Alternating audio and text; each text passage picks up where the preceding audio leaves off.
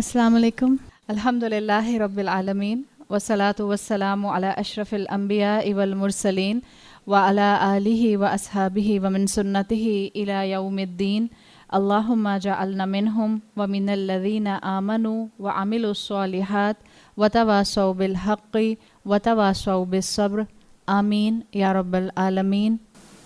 ہم سورہ فاتحہ کو اس لیے اس پروگرام کا حصہ بنا رہے ہیں کہ جس طرح سے ہم قرآن کے اوپر غور و فکر کرنا چاہ رہے ہیں، اس میں والیوم میں ذرا چھوٹی صورت ہے، تو امید ہے اللہ کی ذات سے کہ ہم ان دنوں میں اس کو مکمل کر جائیں گے، اور مفہوم کے اعتبار سے بہت پروفاؤنڈ ہے.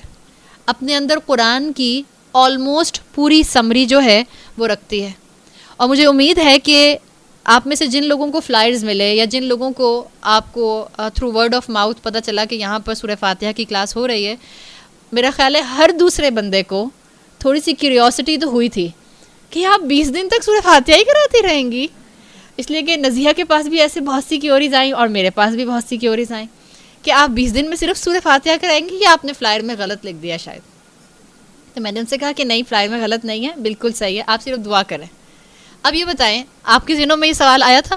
الحمدللہ. لیکن چلیں، ہو سکتا ہے اگر میں آپ کی جگہ ہوتی تو میں کہتی کہ اگین ماشاءاللہ آپ لوگ مجھ سے زیادہ جو ہیں تقوی والے ہیں، اس لیے کہ کل بھی آپ لوگوں کو کچھ پرابلم نہیں ہو رہی تھی اور مجھے ہی پرابلم ہوئی جا رہی تھی، اور ماشاءاللہ اللہ تعالیٰ نے آپ کو ہمت بھی دی ہوئی ہے. میرا خیال ہے ان جنرلی خیال آتا ہے کہ 20 دن تک ہم کیا سنتے رہیں گے. اب یہ بتائیں، چلیں پہلے جس کو بھی خیال آیا، کل کی کلاس اور آج کی کلاس اٹینڈ کرنے کے بعد کچھ کیوریوسٹی سالو ہوئی ہے یا نہیں ہوئی؟ ہو گئی ہے. اب کچھ کلیئرٹی ہو گئی ہے کہ انشاءاللہ آپ باقی آنے والے 18 دنوں کے اندر جو سمجھیں گی وہ آپ کو فائدہ دے گا انشاءاللہ. اب یقیناً گرمی کا موسم بھی ہے، یقیناً روزہ بھی ہے، اور یقیناً دوپہر کا وقت بھی ہے. تو میں نے آپ کو کل بھی کہا تھا، آج بھی آپ یہی کریں، اس چیز کو پلیز لکھ لیں اپنے ہاتھ میں. چاہیں آپ نہ لکھیں لیکن آپ اپنے ہاتھ میں ایک نوٹ بک ضرور رکھیں. دوسرا جو میں آپ سے چاہوں گی کہ آپ کریں وہ کیا کریں کہ جب میں کوئی آپ سے سوال پوچھوں تو آپ مجھے پلیز اس کا جواب دے دیں. اچھا، ایسا بھی ہو سکتا ہے کہ آپ کو جواب ہی نہیں آتا. اب کیا پتا، اب آپ کا ذہن ہے نا بھٹک گیا تھا کہیں پہ، آپ کہیں اور چلی گئی تھیں. فزیکلی تو آپ یہیں بیٹھی ہوئی تھیں، مینٹلی آپ کہیں اور تھیں. ممکن ہے آپ کو جواب نہ آتا ہو. تو ایک صورتحال یہ ہو سکتی ہے. ایک صورتحال کیا ہو سکتی ہے کہ کچھ لوگ شائع ہوتے ہیں. جیسے اگر آپ میں سے کسی نے ٹیچنگ کی ہوگی تو آپ کو معلوم ہوگا کہ آپ کی کلاس میں سارے اسٹوڈنٹس جو ہیں بہت ووکل نہیں ہوتے ہیں، بہت بولنے والے نہیں ہوتے. یا آپ میں سے جو بچے ہیں آپ کو پتہ ہوگا کہ اگر کوئی ٹیچر سوال کرتی ہے، بعض بچے ہر بات کا جواب دینے کے لیے بالکل تیار ہوتے ہیں، آلموسٹ ہاتھ نہیں کھڑا کرتے، خود ہی یا تو کھڑے ہو جاتے ہیں یا وہیں سے بیٹھے بیٹھے. آج کل کے بچے تو کھڑے نہیں ہوتے، سوری ٹو سے. ہمارے زمانے میں بچے کھڑے ہو کے بات کیا کرتے تھے اور رسپیکٹ کے ساتھ ہینڈ ریز کیا کرتے تھے کہ جس کو ٹیچر کہے گی اس کو بلایا جائے گا. ہمارے یہاں تو بچے اپنی چیئرس پر ریلیکس کر کے بیٹھے ہوتے ہیں، وہیں سے بول رہے ہوتے ہیں. ٹیچر نے کچھ پوچھا اور بچوں نے بتا دیا. تو بہرحال اگر کوئی ایسا بچہ ہے، آپ کے اندر بھی ایک بچہ ہے، اگر آپ 30 سال اور 40 سال کی ہیں تو بھی، اگر آپ کو شائنس فیل ہوتی ہے کہ آپ جواب نہیں دے سکتی، تو بھی آپ نے کیا کرنا ہے، یہ آپ کی کلاس کا رول ہے. کیا کرنا ہے آپ نے؟ آپ ایسے ہی منہ ہلا دیں. مجھے ایسے لگے گا کہ آپ بول رہی ہیں، صحیح ہے؟ ایسے ہی منہ ہلا دیں. صرف کس لیے کہ تاکہ آپ جو ہیں کلاس کے ساتھ سنکرنائز کر دیں. یاد رکھیں، مسلمانوں کا اپنی کمیونٹی میں سنکرنائز کرنا بہت ضروری ہے. ایک آڈ ون آؤٹ بن کر نہیں رہنا ہم نے. ہاں، اگر شریعت کے خلاف کام ہوگا، اللہ کے رسول کی تعلیمات کے خلاف کام ہوگا تو ہم آڈ ون آؤٹ بننے کے لیے تیار ہیں. لیکن جن جگہوں پر گنجائش نکلتی ہے وہاں آڈ ون آؤٹ مت بنیے. جیسے مثال کے طور پر، چلیں ایک بائی دا وے بات نکل رہی ہے تو میں بات کر دوں. مثال کے طور پر اللہ کی رحمت سے اس دفعہ الحمدللہ پاکستان میں چاند دیکھنے کا ایشو نہیں بنا. ہمیشہ بنتا ہے نا؟ بنا ہے؟ نہیں بنا الحمدللہ. لیکن ہر دفعہ کچھ نہ کچھ بنتا ہے، اور وہ جو ایشو بنتا ہے وہ بڑے لیول پر بنتا ہے. جو آپ کے مفتی ہیں، جو آپ کے اسکالرز ہیں، جو آپ کے علماء ہیں، ان کے لیول پر ہوتا ہے. عوام کے اندر کیا ہوتا ہے؟ بے چینی. اور عوام 90% پٹ آف ہو جاتے ہیں کہ ایک یہ کہتا ہے، ایک یہ کہتا ہے، ایک یہ کہتا ہے، ہم کس کی مانیں؟ یہ صرف پاکستان کا ایشو نہیں ہے، دنیا بھر کا ایشو ہے. اب دنیا بھر کے اندر بھی، ابھی کل ہی مجھے یہ بچی بتا رہی تھی کہ امریکہ کے اندر بھی یہ ایشو ہوتا ہے کہ ایک ہی شہر کے اندر، ایک ہی اسٹیٹ میں رہنے والے، ایک ہی سٹی میں رہنے والے الگ الگ عیدیں منا رہے ہوتے ہیں. ابھی کچھ دن تو نہیں، پچھلے سال پرانی بات ہے، میری نند نے مجھے بتایا تھا کہ ان کے نیبرہڈ میں ایک فیملی تھی، ایک میاں بیوی اور ایک بچہ، بیٹا ان کا. تینوں نے الگ الگ دن روزہ رکھا اور تینوں کی الگ الگ دن عید ہوئی. یہ ہو رہا ہے, یہ مطلب پریکٹیکل ایشوز ہیں. آپ کا کیا خیال ہے, کیا کرنا چاہیے اس کے اوپر؟ آپ کا اور میرا جیسا انسان, سچی بات ہے, جس کے پاس علم نہیں ہے وہ سر پکڑ کے بیٹھ جائے گا, کہ چھوڑو ان سب کو, مولوی سارے ایک جیسے ہوتے ہیں, اپنی اپنی مرضی کرتے ہیں, اپنی مرضی کرتے ہیں, کسی کی بات ہی نہ سنو, چھوڑو, اس دین کو اپنانے کی ضرورت ہی نہیں. سمپل رول یاد رکھیں, سمپل رول. ہم فقہ میں نہیں جا رہے. اسلام کے اندر جو روایت اللہ کے رسول صلی اللہ علیہ وسلم کی ہے, جو حدیث ہے, جو چاند دیکھنے کے بارے میں ہے, اس میں ویریشن لیجٹمیٹ ہے, یعنی اس سے 3-4 طرح کے اصول نکالے جا سکتے ہیں. ٹھیک ہے. اب رول کیا ہے جو اصول الفقہ کا ہے, جو اسکالرز نے دے دیا ہے, عوام اپنے رولر کو فالو کرے گی. آپ کی اور میرے لیے پاکستان میں رہتے ہوئے یہ مشکل نہیں ہے. آپ کا جو بھی رولر ہے, اب آپ یہ مت کہیے گا پلیز ہم پالیٹکس کی بات نہیں کر رہے, رولر کیسا ہے وہ ایک الگ کہانی ہے, نہ تو ہم اس پہ بات کرتے ہیں اور نہ ہمیں اس پر بات کرنا پسند ہے. اس لیے آپ کا اور میرا مزاج کیا ہونا چاہیے, قرآن کی روشنی میں لوگوں کو سمجھنے والے بنیں. لوگوں کی کریکٹر اسیسینیشن کرنے کی ضرورت نہیں ہے. اللہ سے فرقان مانگیں, اللہ مجھے سچے اور جھوٹے کی پہچان دے دے, اللہ مجھے حق اور باطل کو پہچاننا دے دے. آپ کو نام لے کر کسی کو کرٹیسائز کرنے کی ضرورت نہیں ہے. رول یہ ہے, اگر آپ کا حکمران مسلمان ہے, جس کو آپ حکمران اپنا سمجھ رہی ہیں, حکمران ان دا سینس جو آپ کا رولر ہے, جو وہ فیصلہ کر دے اس کو مان لیں. اگر ملک میں جو چیز حکومت بتائے گی, مثال کے طور پہ حکومت نے رویت حلال کمیٹی بنائی ہے, جو وہ کہیں اس کو مان لیا جائے, فتنہ ختم ہو جائے گا. کسی ایسی جگہ پر جہاں مسلمان چھوٹی کمیونٹی کے طور پر ہیں, جیسے اسٹیٹ وغیرہ میں, امریکہ وغیرہ میں, وہاں پر ایک طریقہ کیا ہے, آپ جس کو اسکالر مانتے ہیں, جو انہوں نے رولنگ دی ہے, آپ اس کو ماننا شروع کر دیں کہ کب چاند نظر آیا, کب چاند نظر نہیں آیا.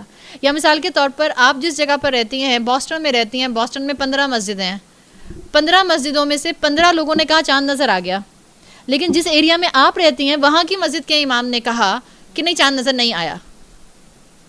اب باقی 15 کی کمیونٹی اسٹرانگ ہے نا, تو آپ 15 کو مانیں گے. سمجھ آئی بات؟ سمپل. آپ کی کوئی چوائس نہیں ہے, آپ فالو کر رہی ہیں اس سچویشن میں, اور آپ کے ذہن سے پھر کنفیوژن دور ہونا شروع ہو جائیں گے.